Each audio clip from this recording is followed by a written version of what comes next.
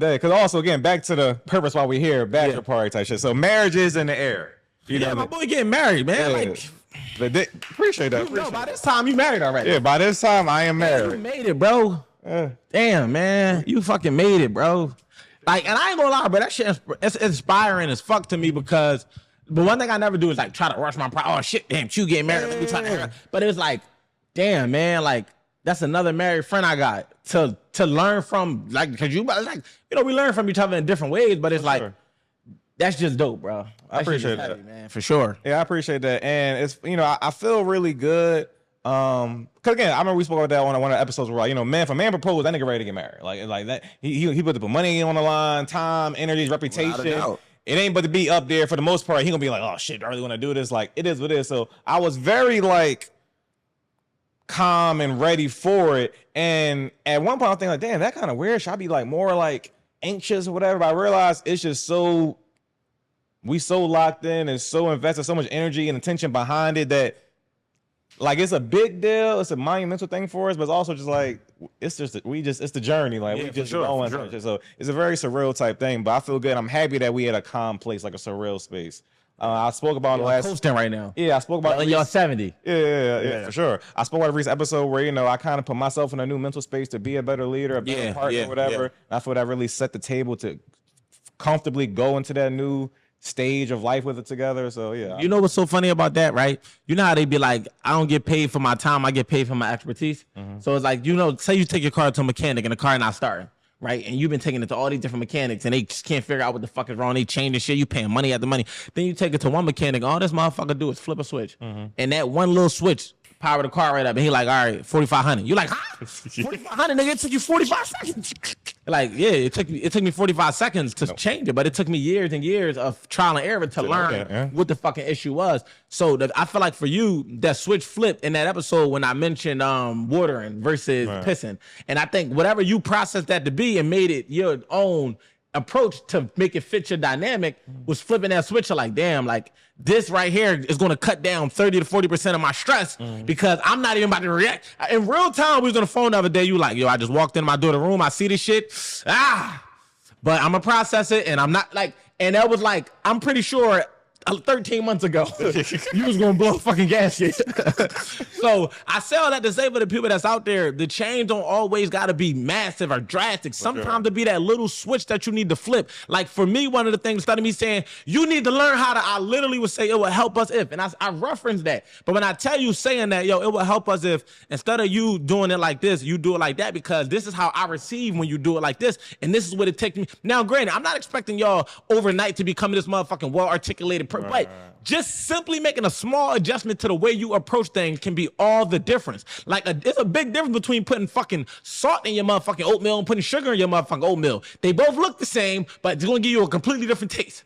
So when you think about the way you're approaching situations in your relationships, that could be all the difference. Become that mechanic that gets so skilled at being aware of whatever the fucking situation is and knowing how to flip the switch in 45 seconds and still getting that $4,500 return on it versus being the one that's just going through testing, changing this and changing that, and changing this, changing that. And the whole time you're not even addressing what the real fucking problem is, which only might take a little bit more communication, only might take a little bit more fucking patience, only might take a little bit more grace in order to see massive changes in your relationship. And it's even the time it took, it's going to save you way more on the back end. And that's ultimately what it's about, right? It's not even about the front end investment. It's about what it does for you long term. And so many people are not using foresight because they live in day to day, and you just can't operate like that.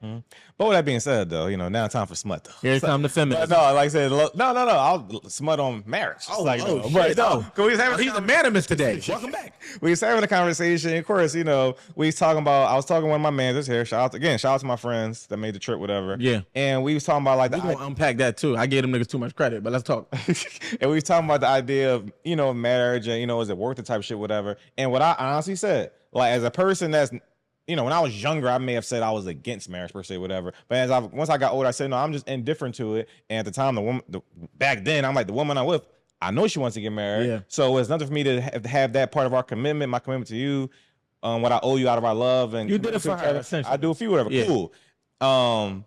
Now, with that being said, because I love her and I trust her, I don't believe we going to end up in some crazy documentary. Yeah. Damn, she took him to the cleaner, shit went crazy. A documentary. But at the same time, I'm not like aloof enough to act like that's not a possibility, yeah, but not a probability, or whatever. And the same, what I said to him that kind of fucked his mind. I'm like, but to me, it's worth it. Yeah. And I was like, for her, we only doing this one time, one and done, whatever. But by worst case scenario, if that happens, I'll hold that L. This, whatever. But to me, I feel like he was like, but no man think that's going to happen. Me personally, of course, nobody may think it on the front of their brain, but I think in the back of their mind, people do be seeing that, but they just put the love over 100% the probability percentages. 100%. So. But I say that's what it comes down to. So everybody understands that certain shit is a possibility, right? And that's the issue in society now. So many people are operating off possibility and not probability when they should be flipping a coin. The fact of the matter is anything is possible. Niggas didn't allegedly went to the moon, but we fly on planes. I'm pretty sure 400 years ago, they was like, they ain't no fucking way. Right. Like, you understand? Before the Wright brothers, nobody was thinking about putting a fucking Airbus in the sky. I'm like, yo, we gonna go all across the world, right? But it's like, as shit started to unfold, the probability increased. Oh shit, these motherfuckers is making progress. What the fuck? They might actually do this shit. So I feel like there will be signs leading towards, and I'm not talking about your trauma triggering you to recognize things that have happened. I'm saying that the possibility only should be a factor when the probability increases. So yeah, if you get in a fucking marriage, there's a possibility you might end up in a divorce. Anything is possible. But what is the probability? And that comes down to the character of the person you're dealing with. So being able to assess in real time the differences and the dynamics of what's happening and what's transpiring and the toll it's taking on your relationship is how you can make the adjustments in real time to keep the possibilities manageable. But if you just become negligent in your relationship and be like, man, I ain't giving her no flowers, I ain't taking her out. Oh shit, I ain't cooking for him. I don't give a fuck if he happy. Fuck how he feel. Now the probability starts to increase.